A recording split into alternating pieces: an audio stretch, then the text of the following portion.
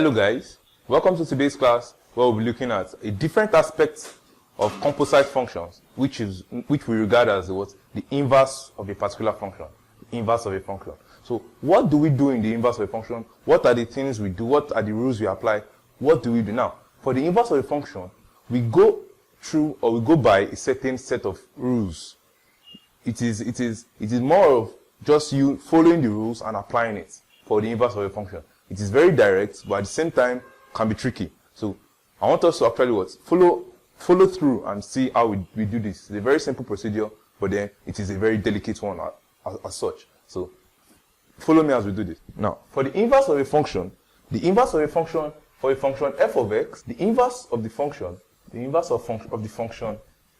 f of x is given as f inverse. So this is what we use to represent the inverse of a function. The same way if we have a function h of x, the inverse is h inverse of x. We have a function g of x, we have g inverse of x. Now, what do we exactly imply by saying this is the inverse of the function? Now, let's take examples. So we'll take basic examples that we use to understand this. So for example, for my examples now, find the inverse function. Find the inverse of the following function. Alright, figure 1. The first function we have here, we are given f of x, given as 3x plus 5.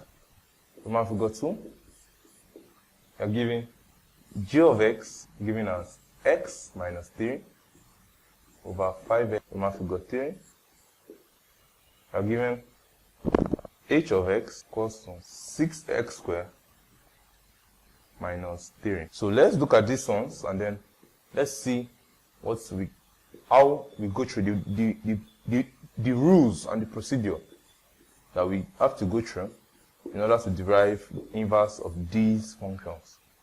So for my figure 1, I'm giving f of x equals to 3x plus 5. Now, the first step I want us to take when you want to get the inverse of a function is what? You introduce a different letter or value, a difference unknown. So actually represent your f of x. So follow me please. So we introduce a different letter. We can introduce letter p now. We can introduce letter p and then equate it to our 3x plus 5. You say let p be equals to 3x plus 5.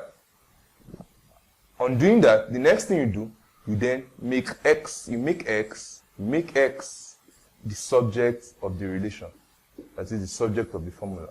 On doing that, you have 3x equals to p minus 5.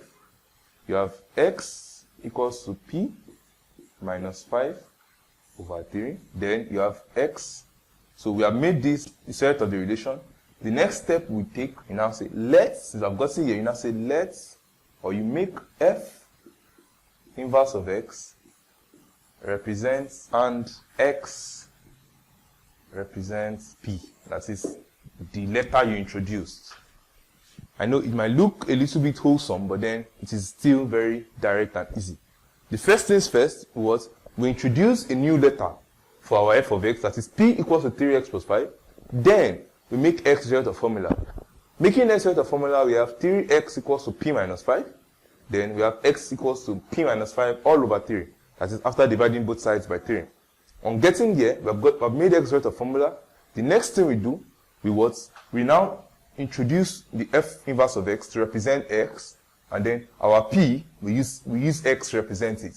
So I can now say now, therefore, from what I've been told here, I can say, since x is now f inverse of x, I can say f inverse of x is now equals to, instead of p now, we make p what? X. So say x minus 5 over 3. I have successfully found the inverse of the function f of x. It is as direct as that. Let's look at the second example. The second example, we have g of x equals to x minus 3 over 5x plus 2. We are given g of x equals to x minus 3 over 5x plus 2. We go through the same procedures. The first procedure here is to introduce a letter that was not in this relation before. We can introduce letter, let's say letter f now. Okay, let me not use f. Let's use a different letter aside the ones we have used for the function. So let's use the letter k. If I introduce letter k, I'll have k equals to x minus 3 over 5x. The first step I'm told to make here is to actually what? Make my x the subject of the formula. That is standard. It's a standard. The next step here is to what? Make x the subject of the formula. How do we do that? In order to make x the formula here, we cross multiply, and then we have k into brackets 5x plus 2 equals to x minus 3. If I open the brackets here, I have 5kx plus 2k equals to x minus 3. Remember, don't forget I am trying to make x the subject of the formula. So what do? I collect like terms. So since I want to make x the formula, I'll have 5kx. I bring this x to this side, I have minus x equals to, or let me just rather do it like this. I can say I have 2k. Let me bring my minus 3 here. I have minus 3. Minus 3 comes and becomes plus 3 equals to x minus 5kx. Because I've done that, I can now say this is the same thing as saying x minus 5kx equals to 2k plus 3. I can factorize x from these two. I will have 1 minus 5k equals to 2k plus 3. The next thing I do here is to make x out of the formula. So I divide both sides by 1 minus 5k, and then I have x equals to 2k plus 3 divided by 1 minus 5k. Now, I've almost gotten my answer. And the last step, which we are told to take, which we know that we are supposed to take, is to reintroduce f inverse of x. So I now say what? I say, let f inverse of x represents x, and then x will now represent the letter we introduced, which is k. So doing that, I have this one becomes f inverse of x. I have f inverse of x equals to 2. Instead of k now, I have 2x plus 3 all over 1 minus 5x. I have successfully gotten the inverse function of the function f of x. Was it even f of x? I think it was h of x rather. Oh, it was a function g of x. So let's use the right function name. So that's for Roman figure 2. For the last question here, we have, for Roman figure 3 here, we are asked to find the inverse function of h of x equals to 6x squared minus 3.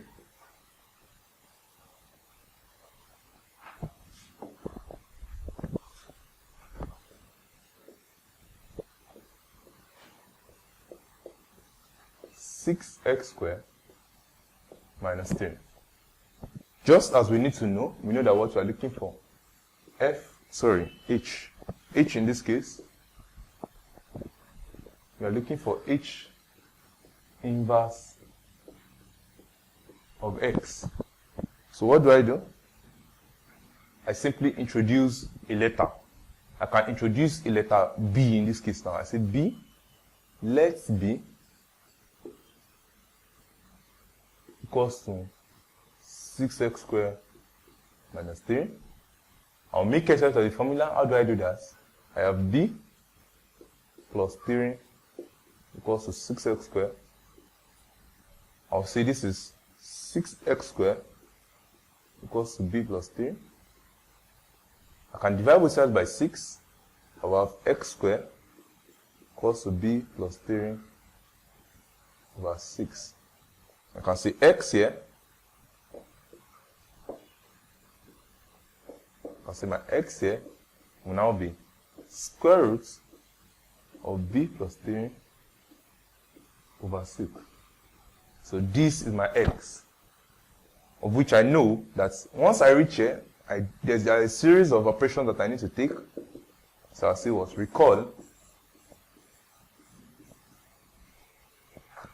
f inverse of x represents x and x represents b. So this will now become my final answer. Will now become f inverse of x is equals to square root of x plus 3 over 6. So that is the answer to this, and then I'm good to go. So this is all you need to know on inverse of a function. In the next class, we'll be looking at how we can apply this inverse of a function to other composite functions. So see you next class. Do well to solve more questions as usual, so as to broaden your knowledge on this subject matter.